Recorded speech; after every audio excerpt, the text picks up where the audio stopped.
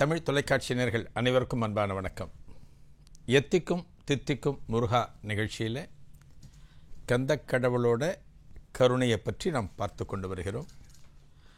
முருகப்பெருமான் எந்த அளவுக்கு நமது பிரார்த்தனைகளுக்கு செவிசாய்த்து நமக்கெல்லாம் முருகப்பெருமானுடைய அருள் பரிபூர்ணமாக கிடைக்கிறது அப்படிங்கிறது பல தல புராணங்கள் மூலமாக, அடியார்கள் நிகழ்வுகள் மூலமாக நாம் பார்த்து கொண்டு வருகிறோம்.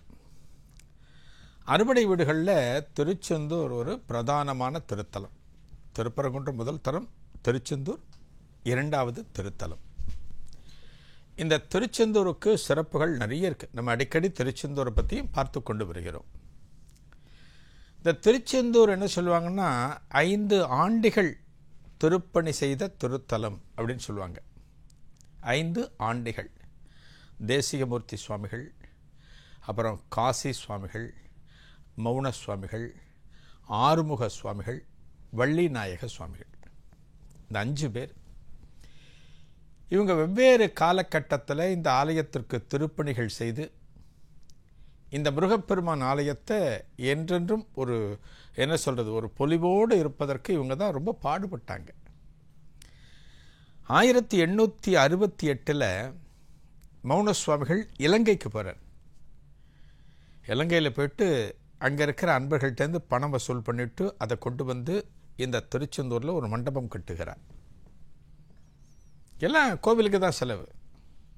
இவங்க வசூல் பண்ண பணம்லாம் முருகப்பெருமானுக்காக. 1872 இந்த ஆலயத்தில் பல மராமத்து பணிகள் நடக்க வேண்டியிருக்கு. அந்த மராமத்து பணிகளை கவனிக்கிறதுக்காக இந்த தொழிலாளர்கள் ஏறி வேலை செய்யறதுக்காக சாரம்லாம் கட்டணும்.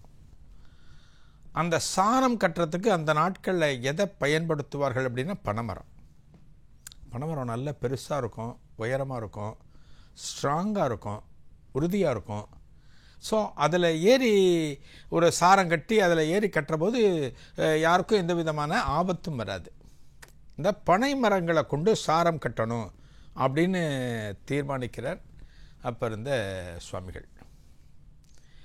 என்ன பண்ண, காசி சுவாமிகள்னு பேர். 5 பேர் சொன்னாலே அதில் காசி சுவாமிகள் இந்த திருப்பணி எடுத்து நடத்துகிறார். இப்போ பனைமரம் வேணும் அப்படின்னா பக்கத்தில் பனம் தோப்புகள் நிறைய இருக்குது. பக்கத்தில் கிராமங்களில் அந்த கிராமத்தவர்களுக்கு சொந்தமான பனந்தோப்புகள்லாம் நிறைய இருக்குது. அந்த பனைமரங்களில் அவங்கள்ட்ட போய் கேட்டு பார்க்கலாம், பனைமரங்கள் கொடுப்பாங்க. அந்த பனைமரங்களை இங்கே எடுத்துகிட்டு வந்து அந்த பனைமரத்தில் சாரம் கட்டி நம்ம இந்த பணிகளை மேற்கொள்ளலாம் அப்படின்னு இந்த கிராமங்களுக்கெல்லாம் போகிறார். யார்? காசி சுவாமிகள். போயிட்டு அங்கே இருக்கிற கிராமத்து ஜனங்கள்கிட்ட எனக்கு பனைமரங்கள்லாம் கொடுக்கணும், திருச்செந்தூர் முருகப்பெருமான் ஆலயத்தில் மராமத்து பணிகளுக்கு சாரம் கட்டணும், நீங்கள்லாம் பனைமரங்கள் கொடுத்து உதவணும் அப்படிங்கிற. இப்போ இந்த கிராமத்தில் இருக்கிறவங்க என்ன சொல்கிறாங்க, எல்லாருக்குமே பனம் தோப்பு இருக்குது, பனைமரங்கள் நிறைய இருக்குது. அவங்கெல்லாம் என்ன சொல்கிறாங்கன்னா, இதோ பனந்தோப்புக்கு போங்க, எங்கள் பனந்தோப்பு தான் அது, இது எங்கள் பனந்தோப்பு. ஒவ்வொருத்தரும் சொல்கிறாங்க. அந்த பனந்தோப்பில் என்னென்ன மரங்கள் கீழே விழுந்திருக்கோ அதெல்லாம் நீங்கள் எடுத்துகிட்டு போங்க அப்படிங்கிறாங்க. எப்படி பனைமரம் கீழே விழும்? ஒரு காற்றில், ஒரு புயலில், ஒரு சூறாவளியில் மரங்கள் கீழே விழும். கீழே விழுந்த மரங்கள் அப்படின்னாலே அவை பலமற்றவை, பலவீனமானவைன்னு அர்த்தம். அதனால தான் கீழே விழுது. ஒரு குழந்தை நடக்கிறது அப்படின்னா குழந்தை பொசுக்குன்னு கீழே விழுந்துடும். ஒரு 8, 9, 10 மாதம் 11 மாதம் குழந்தை நடக்கிறது வீட்டில், டக்குன்னு விழுந்துடும். ஏன் விடுறது? குழந்தைக்கு பலம் இல்லை. ஒரு பலம் இல்லைன்னா விழுந்துடும். இவர் பார்க்குறார், அந்த கீழே விழுந்த மரங்கள்லாம் சாரம் கட்டுவதற்கு தகுதியற்றவை. அந்த மரத்தை வச்சு சாரம் கட்ட முடியாது. அவங்கள்ட்ட கேட்குறாங்க. யார்? காசி சுவாமிகள் கேட்குறார், ஏம்மா இந்த மரங்கள்லாம் வெட்டிக்கலாமேம்மா, இப்போ இருக்கிற மரங்கள்லாம்? இல்லை அதெல்லாம் வெட்டக்கூடாது, அந்த மரத்தெல்லாம் வெட்டக்கூடாது, நீங்கள் அங்கிருந்து எடுத்துக்கங்க அப்படிங்கிறாங்க. ஒரு ஆலயப்பணின்னா கூட அந்த மரங்களை கொடுக்கறதுக்கு உங்களுக்கு மனசு வரல. என்ன பண்ணுறாராம் காசி சுவாமிகள், முருகப்பெருமான மனசில் நினச்சிண்டு அங்கே இருக்கிற மரங்களையெல்லாம் ஆராய்கிறார். எது வைரம் பாய்ந்த மரம், எது உறுதியான மரம் அப்படின்னு ஒவ்வொரு மரத்தையும் அடையாளம் கண்டுகொண்டு அந்த மரத்தில் பனை ஓலையால் ஒரு அடையாளத்திற்காக கட்டுகிறார். பனை ஓலையால் ஒரு அடையாளம் கட்டுகிறார். இது வைரம் பாய்ஞ்ச மரம் அப்படின்னு கட்டுறார். கட்டிட்டு வந்துட்டார், கோயிலுக்கு வந்துட்டார். முருகப்பெருமான்கிட்ட பிரார்த்தனை பண்ணுறார். திருச்செந்தூர் முருகன்கிட்ட பிரார்த்தனை பண்ணுறார். முருகா, உனக்கு திருப்பணிகள் பண்ணணும், மராமத்து வேலைகள்லாம் நிறைய இருக்கணும், கோபுர வேலைகள்லாம் நிறைய இருக்குது. இந்த வேலைகள்லாம் நான் பண்ணணும் அப்படின்னா எனக்கு நான் அடையாளம் காண்பித்த பனை மரங்கள் தான் எனக்கு வேணும். அந்த மரங்கள் தான் வைரம் பாய்ந்த மரங்கள். அந்த மரங்களை கொண்டு சாரம் கட்டினால்தான் இந்த பணிகள்லாம் நல்லபடியாக நடத்த முடியும், காலம் தாழ்த்தாமல் நடத்த முடியும். அதனால் நீ தான் கருணை பண்ணணும் அப்படின்னு சொல்லிட்டு அன்றைக்கி நைட்டு தன்னோட அறையில் படுக்க போயிட்டார் காசி சுவாமிகள். அன்றைக்கி நைட்டு பாருங்கள், ஒரு சூறாவளி. எங்கே இந்த பனந்தோப்பு இருக்குது பார்த்தீங்களா, அந்த இடத்துல மட்டும் சூறாவளி. எந்தெந்த மரத்தெல்லாம் அடையாளம் கண்டுகொண்டு இவையெல்லாம் வைரம் பாய்ந்த மரங்கள்னு அடையாளம் கண்டுகொண்டாரோ, எந்தெந்த மரத்தில் பனை ஓலைகளால் அடையாளத்திற்காக கட்டி வைத்தாரோ அத்தனை மரங்களும் கீழே விழுந்து விட்டன. எல்லா மரமும் விழுந்தாச்சு. அடுத்த நாள் காலையில் இந்த பனந்தோப்பு உரிமையாளர்கள், அந்த கிராமத்தவர்கள் போய் பார்க்கிறார்கள்.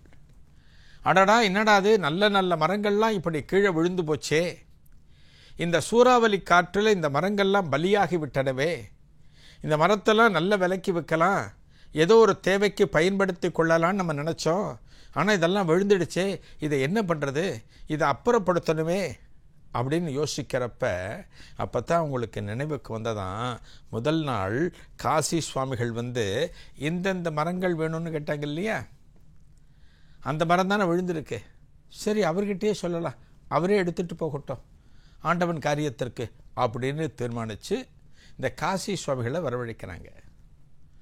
சுவாமிகள் வருகிறார்.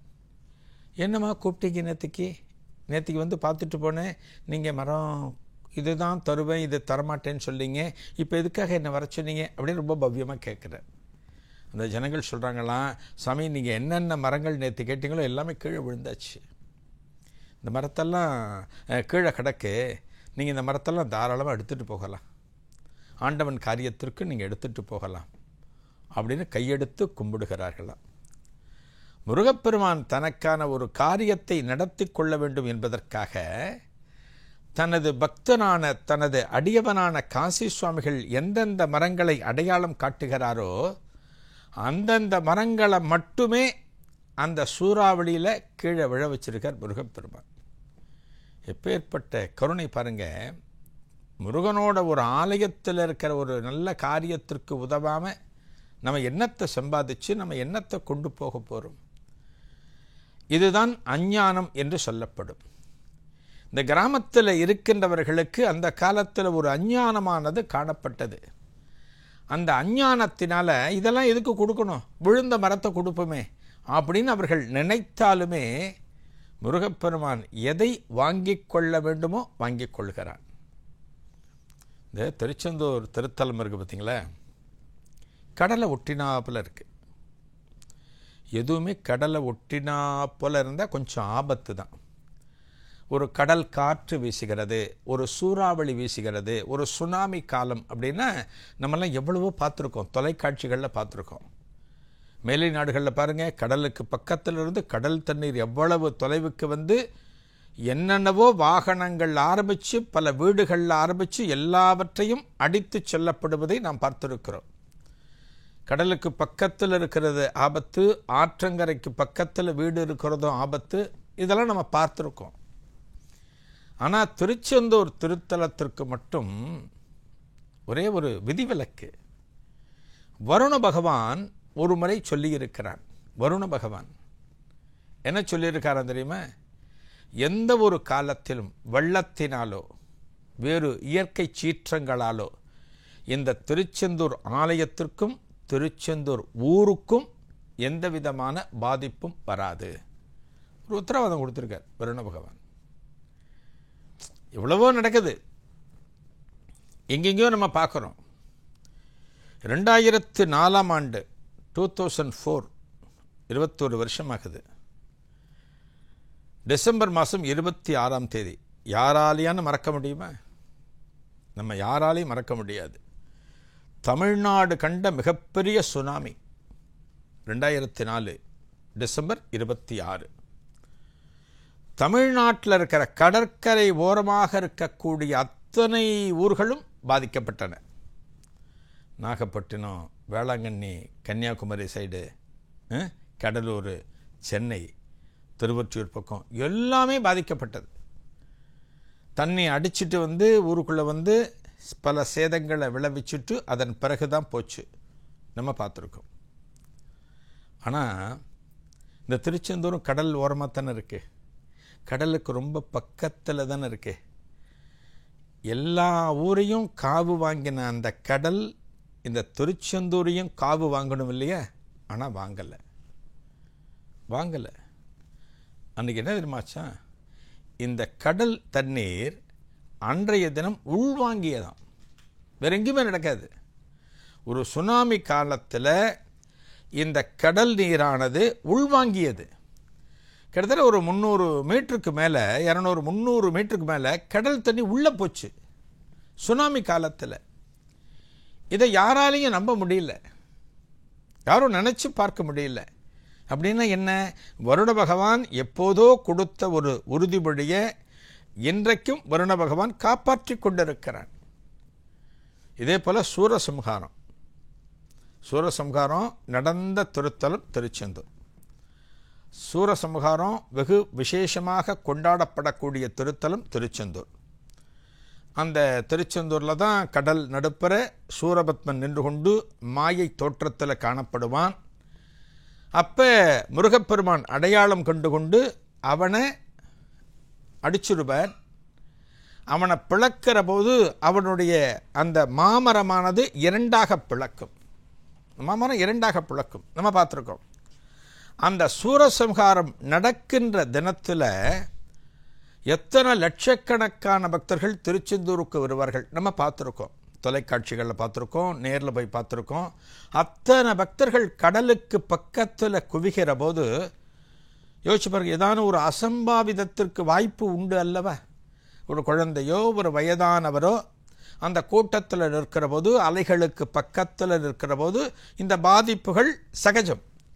ஆனால் இன்றைக்கும் சூரசம்ஹார வேளையின் போது மட்டுமே அந்த கடல் உள்வாங்குமா? வருடம் கடல் உள்வாங்கக்கூடிய அதிசயத்தை இந்த திருச்செந்தூர் திருத்தலத்தில் மட்டும் பார்க்க முடியுமா?